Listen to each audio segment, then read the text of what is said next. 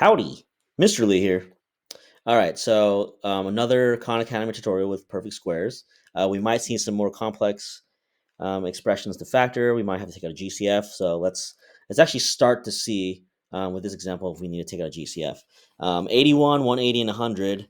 I think not.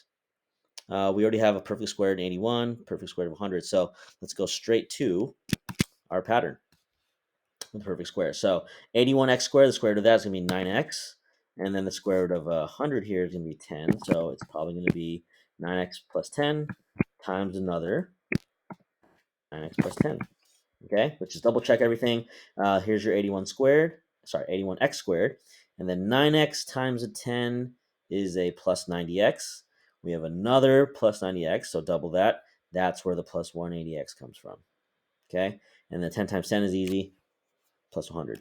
Okay, I'm still gonna do, let's see, the notation where we square it, just so you guys see kind of a difference of how it's written, but nothing wrong with writing it all out, 9x plus 10 times another 9x plus 10.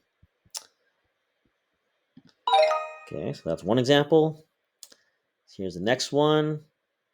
Here is an example where we need to factor out a greatest common factor. 3 comes out in all these. Okay, so let's just write it here. I have 3 times an x squared. I'm not going to split the trinomial up yet. Okay, keep it as a trinomial, but just factor out the 3. So we get a plus 10x and plus 25. So hopefully you're seeing that this single trinomial in the parentheses, you have perfect square here, an x squared, and then a perfect square here, which is 25. So I'm just going to keep editing this. Let's change just the trinomial into x plus 5 and another x plus 5. Like that.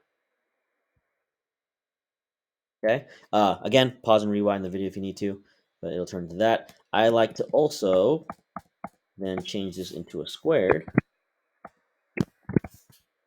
like so. Boom. Let's do one more.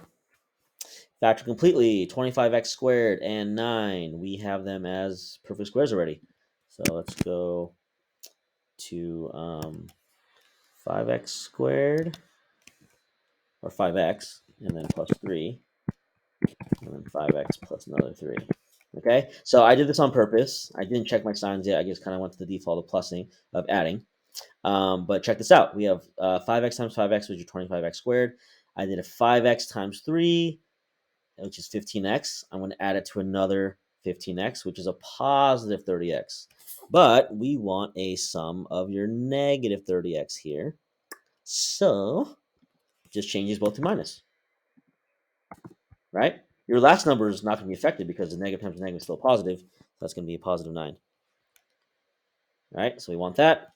Again, I'll change my format to the single binomial in parentheses squared like that. Done.